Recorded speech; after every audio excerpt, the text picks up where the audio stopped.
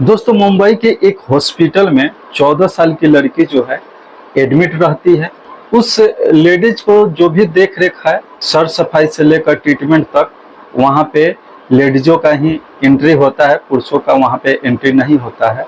अगर ट्रीटमेंट के लिए कोई जा रहा है तो वहाँ पे लेडीज ही जाएगी। अगर पूछताछ के लिए यानी कि पुलिस डिपार्टमेंट से अगर कोई जाता है तो वहाँ पे लेडीज ही जाएगी। और सर सफाई के लिए कोई अगर उस केबिन में, उस जिस केबिन में लड़की एडमिट रहती है, वहाँ पे अगर सफाई के लिए भी कोई जाना होगा तो वहाँ पे लेडीज ही जाएगी, लेडीज डिपार्टमेंट से ही जाएगी। उस लड़की को पुरुष नाम सुन के ही घबराने लगती है और उसकी जो सांसें है वो तेज होने लगती है। यानी कि पुरुष का तो एंट्री की बात अलग, वहाँ पे पुरुष का नाम लेना तक वर्जित होता है। लेकिन यहाँ पे सवाल ये उठता है कि आखिर उस लेडीज को पुरुष नाम से इतना ज्यादा भय क्यों था। तो नमस्कार दोस्त, मैं उदय और आप सभी को स्वागत करता हूँ story by Jwala YouTube family में। दोस्तों अगर आप हमारे चैनल पे पहली बार विजिट किए हुए हैं तो चैनल को सब्सक्राइब कर लीजिए, अपने दोस्तों में शेयर कर दीजिए अगर कहानी अच्छी लगती हो तो। इससे क्या होगा कि हमारा हौसला बढ़ेगा और आपके लिए इससे भी अच्छा कंटेंट, इससे भी अच्छा कहानी आपके लिए लाता रहूंगा। दोस्तों जो आज की ये सच्ची घटना सुनाने जा रहा हूँ, ये सच्ची घटना है। महाराष्ट्र का ही एक शहर लगता है पुणे, और पुणे के ही एक थाना पड़ता है बनवारी। और बनवारी क्षेत्र के ही रहने वाली 14 साल की लड़की होती है, जिसका माता पिता नर्सिंग का काम करता है, यानी कि पौधों का देख रेख का काम वहीं पे करता है। दोस्तों जो लड़की है 31 अगस्त शाम को वो अपने घर से निकल जाती है पुणे रेलवे स्टेशन। लेकिन वहां पे रात्रि के 10 बज गए होते हैं और वो टेंशन में लग रही होती है और रो रही थी। तो उस लड़की की तरफ एक ऑटो वाला का नजर पड़ता है। फिर वो ऑटो वाला उस लड़की से पूछता है कि तुम परेशान लग रहे हो, तुम चिंतित लग रहे हो, आखिर बात क्या है। तो जो लड़की है वो इसके तरफ देखती है और थोड़ा सा इसको हिम्मत आता है, क्योंकि जो ऑटो वाला था वो 30 साल का लगभग तक का था। तो ये उस पर थोड़ा सा ट्रस्ट करती है। वो अपने कहानी को बताती है कि मैं अपने दोस्त से मिलने के लिए यहाँ पे आई हूँ, अभी तक हमारा दोस्त यहाँ पे नहीं आया और मैं अपने घर में किसी से नहीं बताया था, बिना बताए हुए मैं यहाँ पर आ गई हूँ। फिर जो दोस्तों ऑटो वाला होता है वहां से निकल जाता है और लगभग 10 से 15 मिनट के बाद वहां पे पहुंचता है और बोलता है कि जिस लड़के का तुम इंतजार कर रहे हो वो लड़का जो है बाहर तुम्हारा इंतजार कर रहा है, क्योंकि उसको अपने आप पे शर्म आ रही है, इसलिए वो यहाँ पे नहीं आ रहा है, क्योंकि वो ऑलरेडी लेट हो चुका है, इसलिए यहाँ वो आना नहीं चाहता। अगर तुम चाहती हो तो चलो मेरे साथ, मैं उससे तुमको मिलवा देता हूँ। लड़की के पास न खाने के लिए कुछ था और न पीने के लिए कुछ था।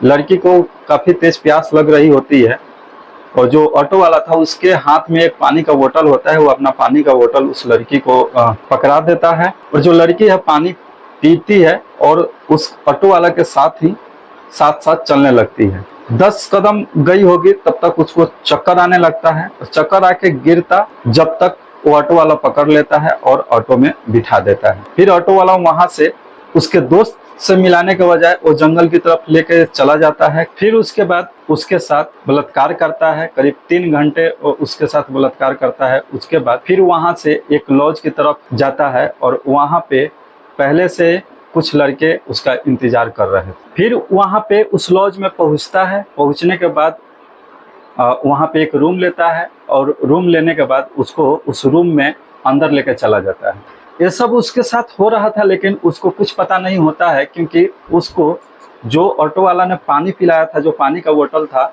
उसमें कुछ ऐसी नशीली पदार्थ मिला दिया था जिससे कि वो नशे में थी, उसको कुछ पता नहीं चलता है। ऑटो वाला 2-3 घंटा वहां पे रेप करता है। उसके बाद लॉज में लेके आता है, एक होटल में लेके आता है। वहां तक भी लड़की को कुछ पता नहीं होता है। धीरे धीरे समय बीतता है। जब तक उसको होश आती तब तक लगभग 12 लड़के उसके साथ अवैध संबंध यानी कि उसको रेप कर चुका था। जब लड़की को होश आता है तो पानी के लिए चिल्लाता है कि मुझे पानी दे दो, मुझे खाने के लिए दे दो, लेकिन उस लड़की का आवाज कोई वहां पे नहीं सुन रहा होता है। वो चिल्लाती भी है, चीखती है, फिर भी न जाने क्यों उस होटल मालिक तक आवाज आती है, या उस तक आवाज आती भी है तो वो नज़रअंदाज कर देता है। समय बीतता जाता है, यानी कि रात से सुबह हो जाती है, फिर सुबह से शाम हो जाता है। बताया ये भी जा रहा है कि उसको बार बार नशे की इंजेक्शन दिया जा रहा है। जब तक उस 12 लड़कों को हवस का भूख मिट नहीं जाता तब तक उसके साथ रेप करते रहते हैं। और वो लड़की बार बार अपना गुहार करती रहती है, भीख मांगती रहती है, वो पानी और खाने के लिए बार बार बोलती रहती है, लेकिन कोई वहाँ पे खाना देने के लिए तैयार नहीं होता है। कोई उस लड़की का दर्द को सुनने वाला नहीं था। लेकिन उसी में से एक लड़का को दया आ जाती है उस लड़की के ऊपर, और वो लड़का जो है उसको लेकर एक दादर रेलवे स्टेशन छोड़ जाता है। और वो सोचता है कि लड़की ठीक है और लड़की अपना चली जाएगी। लेकिन वहाँ पे एक सफाई कर्मी होता है जो कि लड़की का हालत को देखता है तो समझता है कि इसके साथ जरूर कुछ तो बात है। फिर जो वो दोनों सफाई कर्मी होता है उस लड़की को ले जाता है। फिर दोनों सफाई कर्मी भी उस लड़की के साथ रेप करता है। फिर अपने साथ कई घंटों उसको रखता है। फिर उस लड़की को उत्तर की दिशा में जाने वाली ट्रेन पे उसको बिठा देता है। लगभग 2100 किलोमीटर की दूरी तय करने के बाद जो ट्रेन है वो चंडीगढ़ पहुंच जाती है। चंडीगढ़ में लड़की वहां से उतरती है, क्योंकि जो ट्रेन था वो लास्ट स्टॉपेज उसका चंडीगढ़ ही था। फिर वहां पे उतर के बैठ जाती है एक कोने पे, और आने जाने वाले जितने भी वहां पे यात्रीगण हैं उस लड़की के तरफ थोड़ा भी ध्यान नहीं जाता है कि लड़की किस अवस्था में है, लड़की किस दर्द में है। लेकिन वहां पे एक जीआरपी के सिपाही वहीं से गुजर रहा होता है, तो लड़की को जब देखता है तो उसको डाउट होता है कि जरूर इसके साथ कुछ गड़बड़ तो है। फिर जो जीआरपी वाला होता है उस लड़की के पास पहुंचता है, बोलता है कि बेटा तुम्हारे साथ क्या हुआ है, तुम कहाँ से आई हो, कहाँ जाने वाली हो, क्या मैं तुम्हारी हेल्प कर सकता हूँ।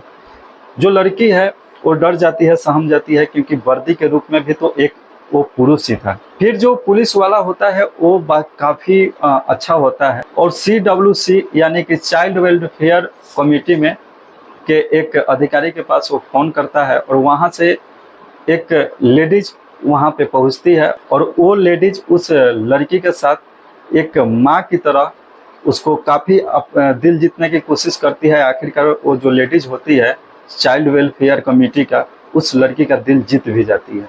जब दिल जीतती है तो लड़की जो है अपने घर से निकलने से लेकर चंडीगढ़ पहुंचने तक की अपनी आप बीती कहानी को बयां करती है।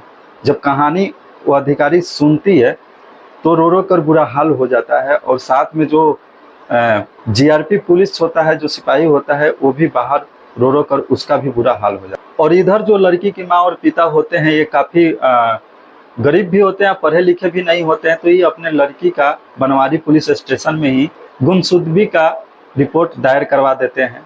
और यहाँ की पुलिस जो है वाकई सही होती है, और उस घटना को सही से जानने की और सही से इस जांच पड़ताल में वो जुट भी जाती है। उस लड़की के मोबाइल नंबर का CDR भी निकलवाती है, लेकिन फिर भी लड़की का अता पता नहीं चल रहा होता है। फिर धीरे धीरे जो बनवारी पुलिस होती है वो CCTV कैमरे खंगालने लगते हैं, लेकिन कुछ अभी तक सुराग पता नहीं चल पाया था।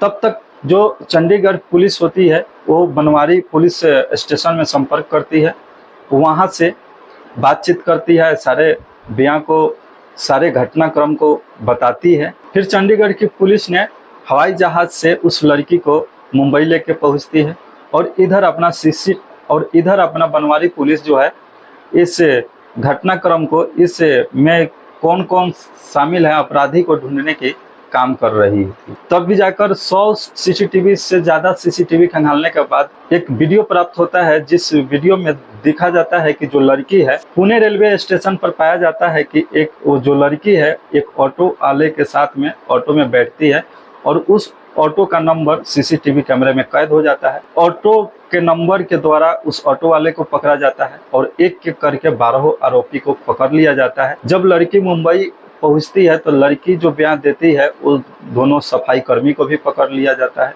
पकड़ने के बाद सभी आरोपी को जेल भेज दिया गया है, और लड़की का वहां पे ट्रीटमेंट चल रहा है, जहां पे कि लड़की के रूम में, लड़की के केबिन में डॉक्टर जाएगी तो लड़की ही जाएगी। कोई पूछताछ के लिए अगर घटनाक्रम को समझने के लिए जाता है तो वहां भी पुलिस स्टाफ में से कोई भी जाएगी तो महिला पुलिस ही जाएगी, और सफाई के लिए भी कोई जाएगा तो वहाँ पे महिला डिपार्टमेंट से ही कोई जाएगी। यानी कि वहाँ पे पुरुष नाम से उस लड़की को इतना भय हो गया था, इतना उसहम गई थी कि पुरुष को जाना तो दूर की बात है, पुरुष के नाम से ही वो घबराने लगती थी, लंबे लंबे सांसें लेने लगती है, जैसे कि लगता है कि वो दम तोड़ देगी, उसकी जान चली जाएगी। दोस्तों जो ये घटना है 2021 की घटना है, और इस घटना को सुनाने का मकसद हमें किसी व्यक्ति को न दिल दुखाना न ठेस पहुंचाना है, बस इस घटना के माध्यम से आप सभी को सचेत, सावधान और सतर्क करना है। तो मिलते हैं कोई अगली कहानी के साथ, तब तक के लिए जय हिंद।